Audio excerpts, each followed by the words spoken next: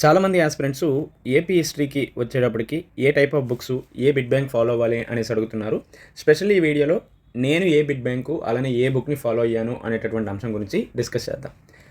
మొదటగా ఏంటంటే ఏపీ హిస్టరీకి సంబంధించి మనం ఎకనామిక్స్‌లో మనకి దీనికి సంబంధించినటువంటి సిలబస్ ఎక్కడా కూడా ఉండదు. ప్రత్యేకంగా కాంపిటేటివ్ ఎగ్జామ్స్‌కి ప్రిపేర్ అయినప్పుడే లైక్ గ్రూప్ 2 కావచ్చు, గ్రూప్ 1 లేదంటే ఎస్ఐపీసీ రిలేటెడ్ ఎగ్జామ్స్ చదివేటప్పుడే ఏపీ హిస్టరీ అనేది మనకి టచ్ అయ్యేటటువంటి సబ్జెక్టు అండ్ ఆల్సో ఇది కొత్తగా ఉంటుంది. దీంతో పాటు దీనికి సంబంధించినటువంటి సిలబస్ చాలా ఎక్కువగా ఉంటుంది. బట్ బుక్స్ అనేవి ప్రాపర్‌గా మనకి మార్కెట్‌లో లేకపోవటం వల్ల చాలామంది ఈ విషయంలో ఇబ్బందులు పడుతున్నారు.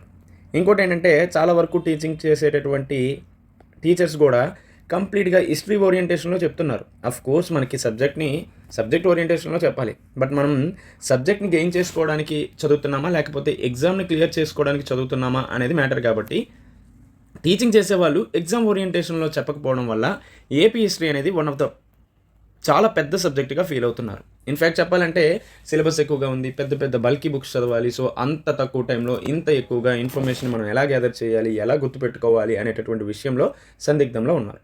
సో దట్ ఆ అంశాలన్నింటినీ పరిశీలించి నేను ఎలా చదివాను? తక్కువ టైంలో నేను ఎలా కంప్లీట్ చేశాను? అనే దాని గురించి మాట్లాడదాం. నేనెప్పుడూ చెప్పేదే ఏ సబ్జెక్ట్‌కైనా మల్టిపుల్ బుక్స్ ఫాలో అవ్వాల్సినటువంటి అవసరం లేదు. ఎందుకంటే ఏపీ హిస్టరీకి సంబంధించి మార్కెట్‌లో చాలా పుస్తకాలు ఉన్నాయి. అట్‌లీస్ట్ ఒక 3-4 ఆథర్స్ రాసినటువంటి బుక్స్ ఉన్నాయి. బట్ మల్టిపుల్ బుక్స్ ఫాలో అవ్వటం వల్ల ఏమవుతుందంటే అల్టిమేట్‌గా మనం సరైనటువంటి రివిజన్ చేయలేము. సో దట్ ఈ మల్టిపుల్ బుక్స్ ఫార్ములా ఏదైతే ఉందో దీన్ని కంప్లీట్‌గా అవాయిడ్ చేయండి. అవసరం కూడా లేదు. మార్కెట్‌లో దొరికేటటువంటి ఏదో ఒక బుక్‌ని ఫాలో అవ్వండి. మరి మీరే బుక్ ఫాలో అయ్యారు అనేసి మిమ్మల్ని అడగొచ్చు. సో దట్ నేనైతే జోగినాయుడు సార్ బుక్ మాత్రమే ఫాలో అవ్వడం జరిగింది. సో నేను మల్టిపుల్ బుక్స్ అస్సలు ఫాలో కానేలేదు. కేవలం ఈ ఒక్క బుక్‌నే ఫాలో అవ్వడం జరిగింది.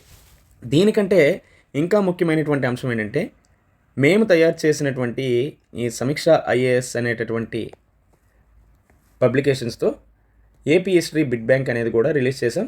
సో ఇందులో ఏ విధంగా బిట్స్‌ని టాపిక్స్ వైజు వీటన్నిటిని కూడా ఇది చేస్తూ మేము తయారు చేయడం జరిగింది. అండ్ ఆల్సో నేను కూడా తయారు చేయడంలో ముఖ్య భూమిక పోషించాను కాబట్టి నాకు ఇది చాలా వరకు యూస్ఫుల్ అయింది. అరౌండ్ 1984 నుంచి 2024 వరకు ఏపీపీఎస్సీ ఏవైతే ఎగ్జామ్స్ నిర్వహించిందో ఆ అంశాలన్నింటినీ కూడా చూడటం వల్ల ఏపీ హిస్టరీని ఏ విధంగా చదవాలి అనేటటువంటి ఐడియా, క్లారిటీ అనేది వచ్చింది.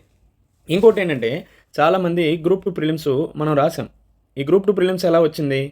ఈజీగా వచ్చిందంటే ఈజీగా కాదు. అలానే మోడరేట్‌గా వచ్చిందంటే అది కూడా కాదు. ఇన్‌ఫ్యాక్ట్ చెప్పాలంటే యూపీఎస్సీ ప్రిలిమ్స్ ఈక్వల్‌గా రావడం జరిగింది కాబట్టి చాలామంది టెస్ట్ సిరీస్‌లు కావచ్చు, ఈవెన్ టీచింగ్ చెప్పేటటువంటి ఐడియాలజీలో కూడా మార్పులొచ్చాయి. కంప్లీట్‌గా యూపీఎస్సీ యాంగిల్‌లో ఈవెన్ ఏపీ హిస్టరీని కూడా తీసుకెళ్ళడం జరిగింది. బట్ అల్టిమేట్‌గా మనకి ఎగ్జామ్‌లో ఎలా అడిగాడు? ఏవైతే 2017 అలానే 2019లో మనకి గ్రూప్ 2 మెయిన్స్ జరిగిందో ఆ విధమైనటువంటి అప్రోచ్‌తోనే అడగడం జరిగింది. కాబట్టి ఇక్కడ మెయిన్ థింగ్ ఏంటంటే మనం టెస్ట్ సిరీస్‌ల్లో ఉండేటటువంటి విధానంగా చదువుతాము. అలా చదవాల్సిన అవసరం లేదు. మరి ఎలా చదవాలి అంటే మనకి ఎగ్జామినర్ యొక్క మైండ్ సెట్ తెలియాలి. ఎగ్జామ్ యొక్క అప్రోచ్ అనేది తెలియాలి. ఈ రెండు ఎక్కడ తెలుస్తాయంటే కేవలం ప్రీవియస్ ఇయర్ క్వశ్చన్స్ ద్వారానే తెలుస్తాయి. సో వీటిని చూడటం వల్ల ఏపీ హిస్టరీ అనేది ఎలా చదవాలి ఏంటి అనేది నాకు క్లియర్‌గా అర్థమైంది. సో దట్ నేను ఈజీగా క్లియర్ కూడా చేయడం జరిగింది. కాబట్టి మీరు కూడా ఏదైనా ఒకే సోర్స్‌ని ఫాలో అవ్వండి. స్పెషల్లీ తెలుగు మీడియంలోనే మనకి ఈ 3 స్టాండర్డ్ బుక్స్ కూడా దొరుకుతున్నాయి కాబట్టి మీరు maximum even English medium aspirants అయినా ఈ బుక్స్‌ని తీసుకోవడానికి ట్రై చేయండి. ఎందుకంటే మనందరం కూడా తెలుగు స్టేట్స్‌కి సంబంధించిన వాళ్ళమే కాబట్టి తెలుగు చదవడంలో కొంచెం మంచిగానే అవగాహన ఉంటుంది కాబట్టి తెలుగు మీడియం బుక్ అయితే తీసుకోండి. సో నేనైతే జోగినాయుడు సార్ బుక్ తీసుకున్నా. మార్కెట్‌లో ఇంకా చాలా వరకు బుక్స్ ఉన్నాయి. ఇఫ్ ఇన్ కేస్ మీకు పాసిబుల్ అయితే వేరే ఎవరైనా టాపర్ చెప్పినా దాన్ని ఫాలో అవ్వండి. సో దట్ ఎటువంటి ప్రాబ్లం ఉండదు. అండ్ ఆల్సో బిట్ బ్యాంక్ గురించి కూడా చెప్పాను కాబట్టి ఈ 2 మాత్రమే నేను ఏపీ హిస్టరీకి చదివాను. సో ఈ 2 చదివాను. అది కూడా మ్యాక్సిమం 30-45 డేస్‌లో కంప్లీట్ చేయడం కూడా జరిగింది. 30-45 డేస్‌లో ఎలా కంప్లీట్ చేసుకున్నామంటే ఎగ్జామ్‌ని అర్థం చేసుకుంటే ఏపీ హిస్టరీ చాలా ఈజీగా అనిపిస్తుంది. కాబట్టి మీరు కూడా ఎగ్జామ్‌ని అర్థం చేసుకోండి. ఈవెన్ మనకి ఈ బుక్ చాలా వరకు మార్కెట్‌లో అవైలబుల్‌గా లేదు. సో దట్ నా దగ్గర కూడా పీడిఎఫ్ అనేది ఏమీ లేదు. సో దట్ మీరు కామెంట్స్ రూపంలో పీడిఎఫ్ కూడా అడగొద్దు. బట్ చాలా వరకు ఈ సోర్స్ కాకపోయినా మార్కెట్‌లో రిమైనింగ్ ఇంకేవైనా తెలుగు మీడియంలో పీవైక్యూస్, ఎంసీక్యూస్ కూడా దొరకడానికి అవకాశాలు ఉంటాయి కాబట్టి వాటినైనా తీసుకోవడానికి ట్రై చేయండి. అండ్ ఆల్సో తరోగా చెక్ చేయండి.